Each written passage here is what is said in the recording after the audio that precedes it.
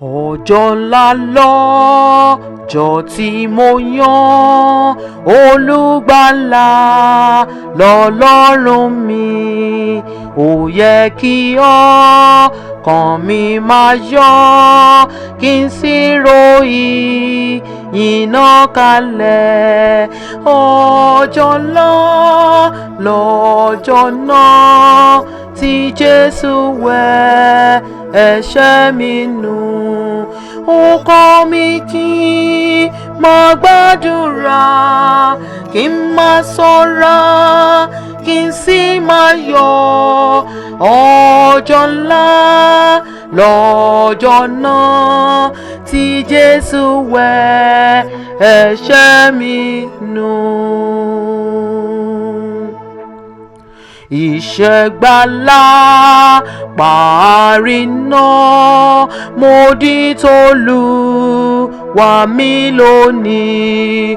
Òun ló pè mí tí mo sì jẹ́, mo fàyọ̀ jí pè mí mọ̀nà.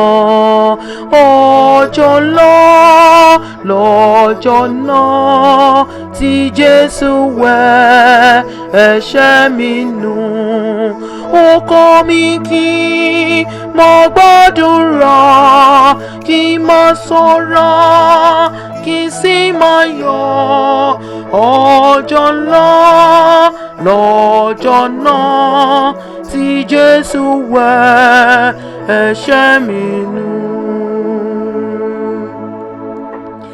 Ẹ̀jẹ̀ mímọ́ yìí ni mo jẹ́ fẹ́ni tó yẹ láti fẹ́ràn. Jẹ́ kó rìn dídùn kúnlẹ̀ rẹ̀ nígbà mo bá lọ sí níbẹ̀. Ọjọ́ ńlá lọ́jọ́ náà tí Jésù wẹ̀ ẹ̀ṣẹ̀ mi nù. Ó kọ́ mi kí n máa gbàdúrà, kí n máa sọ̀rọ̀, kí n sì máa yọ̀.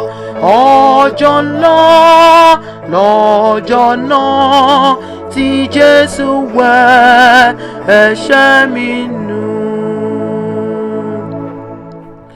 Sinmi àìdúró ọkàn mi, sinmi lé Jésù Olúwa.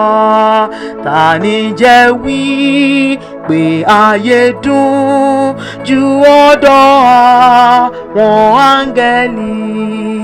Ọjọ́ ńlá lọ́jọ́ náà tí Jésù wẹ̀ ẹ̀ṣẹ̀ mi nù. Ó kọ́ mi kí n máa gbàdúrà, kí n máa sọ̀rọ̀, kí n sì máa yọ̀. Ọjọ́ ńlá lọ́jọ́ náà tí Jésù wẹ̀ ẹ̀ṣẹ̀ mi nù. Ọjọ́ ńlá lọ́jọ́ náà tí Jésù wẹ̀ ẹ̀ṣẹ̀ mi nù. Ó kọ́ mi kí n máa gbàdúrà, kí n máa sọ̀rọ̀, kí n sì máa yọ̀. Ọjọ́